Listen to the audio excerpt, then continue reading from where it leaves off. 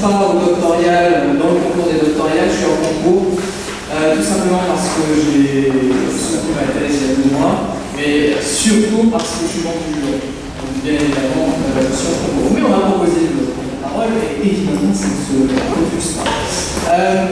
Comme vous pouvez le voir, aujourd'hui, on va traiter de l'admiration écologique en droit international général. Et si vous comparez avec le sujet de ma thèse sur le petit manuel que vous avez lu, vous verrez que ce n'est pas du tout la même chose. Donc je continue dans la lignée des juristes rebelles hier après-midi en ne traitant pas du sujet de ma thèse. Non, de manière plus sérieuse, j'ai participé à toutes les éditions des doctorales.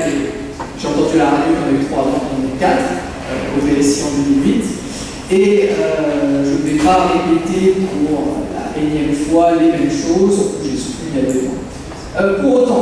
Pour autant, le sujet que je vais traiter aujourd'hui, excusez-moi, voilà, s'intègre parfaitement dans la thèse, bien évidemment, si j'en parle.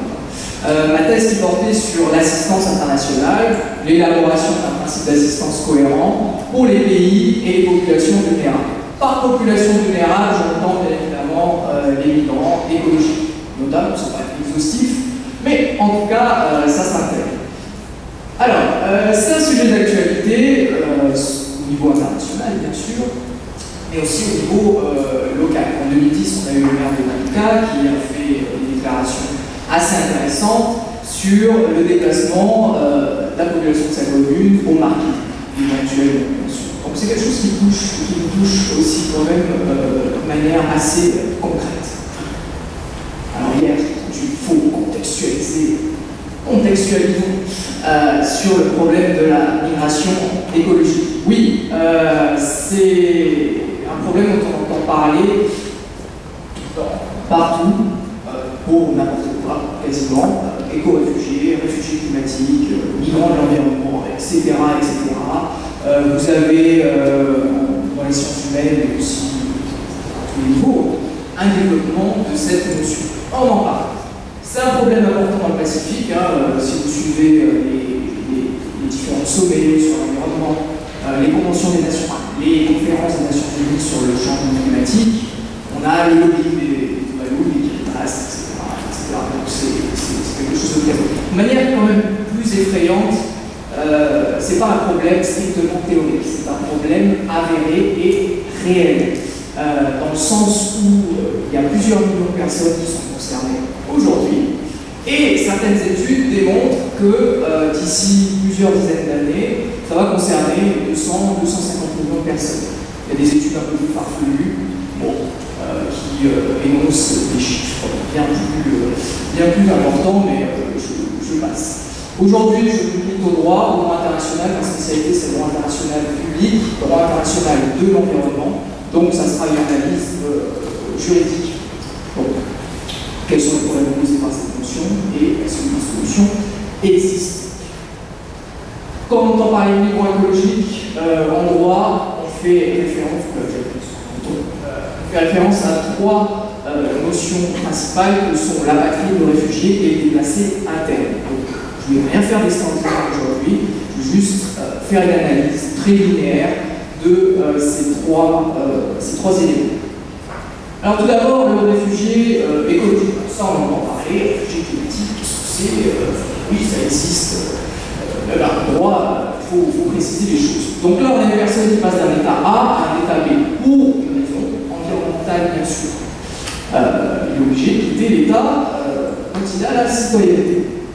Excusez-moi, je vais un peu vite, 15 minutes c'est court.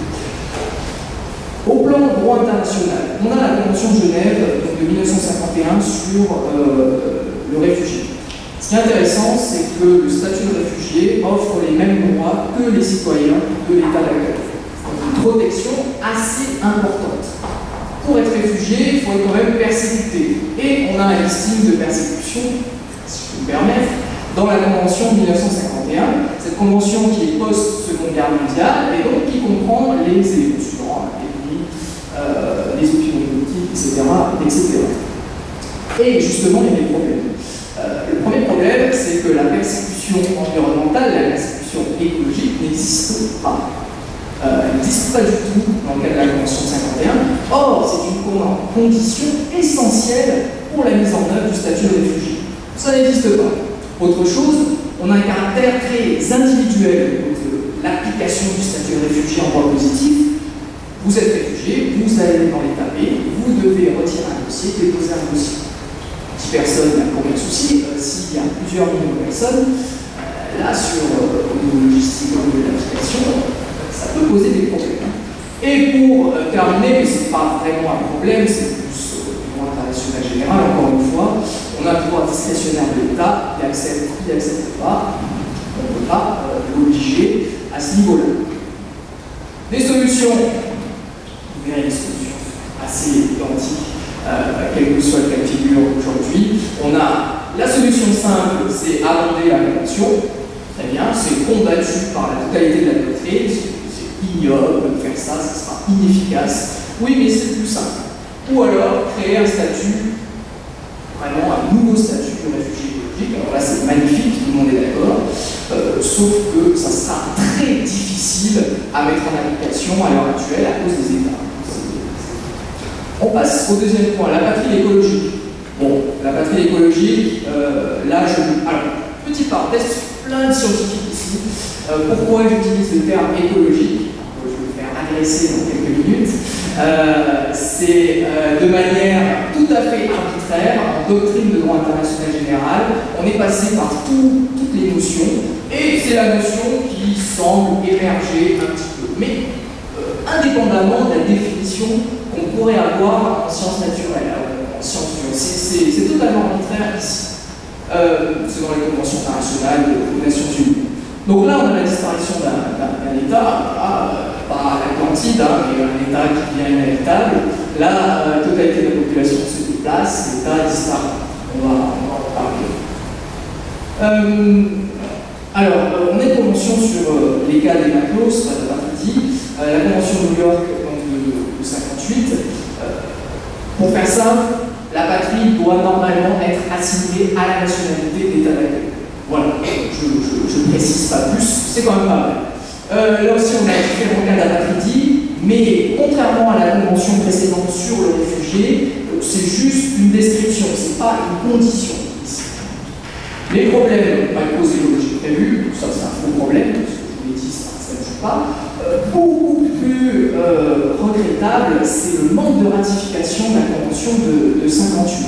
Dans le Pacifique, la plupart des États développés n'ont pas ratifié cette convention sur la patrie, je pense notamment à la Nouvelle-Zélande, et ça pose énormément de problèmes si on vient à arriver à une situation d'apatrie climatique.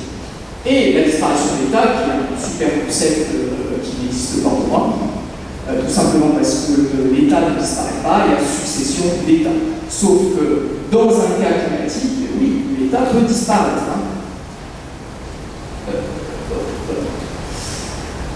Là, et les solutions, là, le problème ne se pose pas de la même manière parce que la convention de New York peut s'appliquer en l'état au cas d'apatrie. Mais voilà, il y a quand même une demande de révision globale pour la raison que j'ai donnée précédemment, c'est-à-dire qu'il y a un manque de ratification de cette convention. Dernier cas, le déplacé écologique interne. Alors, contrairement à ce qu'on pourrait penser, ça, c'est le vrai problème. C'est le véritable problème de la migration, des migrations écologiques.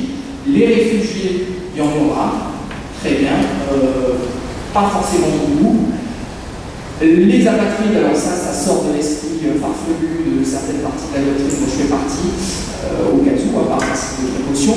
Et par contre, les déplacés internes, c'est un problème qui existe aujourd'hui. Donc le déplacement au sein d'un propre État. Ce qui est intéressant de constater, c'est qu'au niveau du droit international, il n'y a aucune convention, malgré les difficultés, il n'y a aucune convention en vigueur ici. À part la convention de Kampala de 2009, qui est une convention régionale en Afrique, qui a le mérite d'être une convention contraignante sur le problème des déplacés internes, avec ces différents éléments ici présents. On va revenir dessus rapidement. Les problèmes.